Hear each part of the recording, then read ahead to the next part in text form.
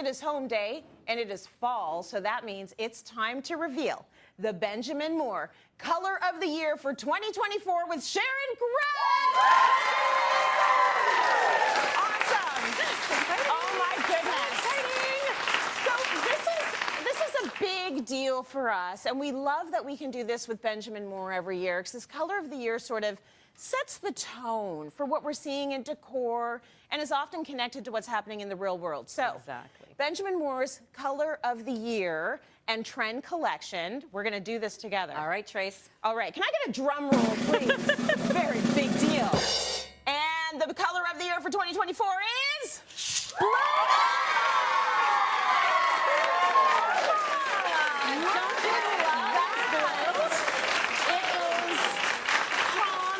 But vibrant, yes, all at the same time. Exactly. It's beautiful, absolutely gorgeous shade of blue there. So, talk to us a little bit. We've been seeing blues in the few of the Color of the Years in the past as well. We absolutely have, and this one has a red undertone, so it kind of makes it a little less classic than the navy blue, a little more daring. I kind of feel like it brings the violet side out, so it's a little more adventurous and fun. So not just your typical navy blue. But Trace, you're right. Like, it has been popular, and definitely blue, without a doubt, is one of the most favorite colors for most people, like in the world. Yeah. But we've been seeing it have a moment, you know, and I think we wanted it to have star power this year. So if you look back at some of our other trends, like in 2022, we had Mysterious in our trend collection, and that was a deep navy, more reassuring, which is what we needed in 2022. Yeah. And then in 2023, we had Starry Night Blue. Yes. So remember that? It was a bit bold, actually a lot bolder. And that was for people that were ready to move out of their timid comfort zone. Right. And I really feel like for 2024, we wanted a fresh, new color, but we felt really strongly that it should be blue. And I feel like Blue Nova combines the best of both of those worlds, right? Yes. You have the stability, but then you have adventure, and it's all together in one, which is hopefully where we're at in our lives right now in the world, right? Absolutely. Let's talk a little bit about where this color works well. Well, we know that we love blue for concentration, so we see a lot of it in offices. So I know we're going to see home offices and bedrooms. It's going to fit in really well there, but I'm so excited to see that Blue Nova energy coming into our living spaces, so in a bigger way. And I think it's so wonderful because it can pair really well with neutrals, of course. Yes. Grays, cools, tans, more on the warm side. But what we're really excited about is to see people sort of step out of that and use some interesting combinations to really make it come to life. Okay, so we want to look at the full palette. Yes. There's always a full palette. 2024 is no exception. So let's take a look at the full palette and see all of the colors and how they work together, because we are going to be dealing with some different color combinations on this show. Absolutely. Beautiful. Sort of, struck like a lot of different notes here with this palette. You're so right, Trace, and that was really intentional. I think as much as the Color of the Year is so important, and it's got that blue, a little bit of red, the violet, it's got sort of two sides. We talked a lot in our trend discussions about how travel inspires us, about new experiences in our lives, and how we bring that to our lives at home and in our home, and how we look at colors differently. So we really wanted to play a lot more with combinations and color contrast this year. And that's why I brought the color wheel. I made this lovely decorator's color wheel, right? It's lovely. So always go back to basics when you are confused, because this has all the answers. It has all the answers. This is Sharon Grech's brain, as a matter of fact. Is this how it looks in there? It's something like that. My husband will agree 100%.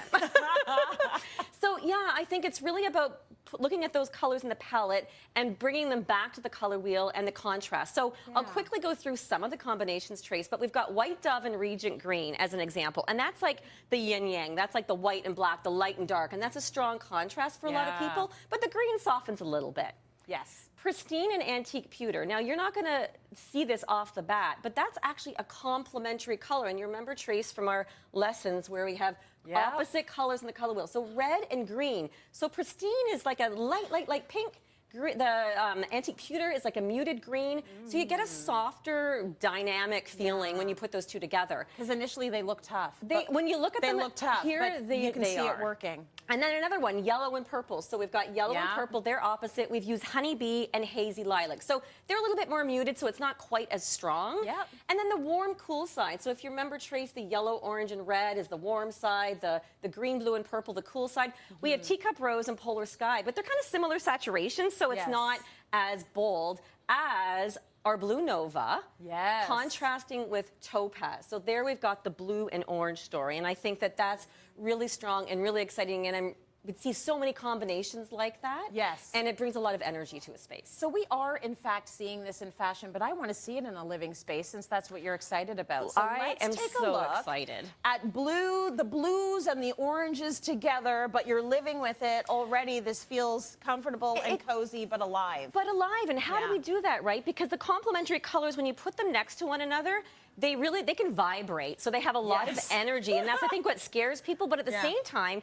if you can pull it off, it brings such a great mood to the space. It absolutely does. Okay, so talk to us about what you've done here to balance it all out. Okay, so for balance, with decorating, balance is not like those equal scales, It's right? Like not. it's not about 50-50 in most cases in decorating, especially when it comes to complementary colors. So what you're gonna see here is I love, love, love my Blue Nova wall. Yes. It's fantastic. And if this was a real room, there'd be a lot more of it, right? So Right. it would take up more space. But I wanted to put that contrast against it to really kind of make it sing even more. So I absolutely fell in love with this little love seat from Mobilia. beautiful. Honestly. We'll sit in it later because we won't get out. Oh, if we I don't sit think I'm down. sitting No. in anything today. Unless you want to see the slip go all the way up. But it looks very comfortable. It's a beautiful sort of muted representation of the color. Absolutely, which is Trace. why I feel like it works. It's more right? muted. It's like a cognac color. Yeah. So if we looked at this really simplistically from a color standpoint, we've got blue and then we've got our orange, but they're not 50-50. No, it is. What would you say the percentage is? I would Let's say- do math, Oh, because that's God. always fun. Well, you know me in math, so I'm going to give an ish. I'd say Yes. it's 60-ish blue and 40-ish on the orange side. And I think that's a good general rule, and Yeah. I just do it instinctively. But if I had to give it a number, that's what I would say. And I think that's really important for balance in a space with color. Yes. But when we come into a room and we're talking about decorating, and even when it's fashion, there's more than just color. And I'm a color person, that's what Yes. I do. But you have to look at the other design elements in a space to really make it balance and feel right. So Otherwise, it's not going to work out. It's not if it's just gonna orange, blue, everything, Right. you feel like you're in a cartoon. Exactly. Right? Exactly. So all of these other colors you've brought in, let's talk about how you've brought them in. Yeah, so let's talk about the rug, because that's the sort of next large piece in here. And this is a beautiful Persian rug. It's overall relatively neutral when you're glancing Yeah. at it. And that's the thing about rugs. But it has this gorgeous pattern. So you want to bring in pattern into the space as well. That's an important design element. But it has this little ribbon of blue. And for me, that really pulls everything together. Yes, there's little bits of orange, but it's the blue that pulls it together. Yes. And then our other furniture, we've got form, we've got texture. So Trace, Yep. look at that. Look at the form of that gorgeous This chair. looks so comfortable, and the material of it, it's nubby. So you're saying mix the textures. Mix the textures. Mix the shapes. Absolutely. You want to mix the textures, mix the shapes, bring Yep. in some pattern, and then also think about those pieces as colors that are neutral, that don't fight with your complementary story. So that's, the other thing that comes in there. And then, of course, look at the ribbing on the cement lovely. coffee table. And then we got a smooth texture with this clay one. And it kind of ties in with our orange. So we're still using different values and tints and we're layering in bits and pieces of that color, but overall we're keeping it pretty neutral. Beautiful. But again, it's kind of eclectic, and I think that's the thing when people are using a complementary scheme, they tend to think very modern because they don't want to fight with that, but you can still bring your personality into your pieces. Like, Yes. look at this coffee table. Like, it's That stunning. looks like it's vintage. Is that vintage? It's actually not vintage. It uses some recycled materials, but it's a new piece, but it has so much character. You could have brought this back from a trip, right? Yes, but I love the shape of it. That's it. It's a The different patina, shape. The it's patina. gorgeous. But again, it's like a neutral, warm color. Yeah. So we've kind of got something that's not competing with our blue and orange story, and even the lampshade. Right. So all these things together make it really work. The artwork is a big deal as well. Absolutely. Huge to you. You're big on getting artwork. I love this. That's a Canadian scene. That's Isn't it? That's Kensington Market in Toronto. That's I amazing. absolutely love this piece. And this, I've got some original artwork from Canvas Gallery, and I think Yeah. it's a really good opportunity in your home, the finishing touch, if it's a finishing touch. Sometimes it's the starting point, the That's art. true. But you really want to take an opportunity to put your collections together. And I incorporated one of my own travel shots in there. Oh, just nice. because I love to do that at home. We kind of bring some of that to our environment at home, Yeah. and you remember your trip. So you can tie that in with original art. So it's sort of a nice way of also creating a bit of pattern on the wall, so that you don't just have like a big piece on top of this sofa. Yeah. We're kind of breaking up the blue wall a little bit more, so it feels... Where's that from, Sharon? This is from Portugal. Oh, it's so nice. Yeah. Okay, so you've struck a good balance here. Let's see what happens when you go overboard. Okay, Because so- you can go overboard with the complementary color. And it's really easy too, Trace. Yeah. And I think what happens is when you kind of mess with that, you love the orange so much, you start putting too much of it in. So throw some of those Right. other pieces on here. Actually, I'm going to put that even on the sofa. Okay. So again, if this was in a real room, you probably have more chairs, and you go, oh, I love that orange throw, and you put that there, and you put a little bit of it Yeah. everywhere, and then you start feeling like your eye doesn't know where to look. It's a a little lot. bit too much. Yes. So I think that when you kind of pull those pieces back, add in a little bit of pattern and texture, and think about each piece as being really intentional and thoughtful. So you don't have to be completely minimal, Yeah. but you want to bring in pieces that kind of tell your own personal color story as Right. well. And just, again, try not to compete too much with those complementary colors so that they can just really bring a nice amount of energy to your space without fighting. But without competing. overpowering it. Without overpowering. Where's everything from? Everything is from Mobilia, and they're just nice. fantastic pieces, and I think they work so well with my story. They do. You can sit if you like. Thank you. Okay. Okay, so Benjamin Moore Color of the Year for 2024 is Blue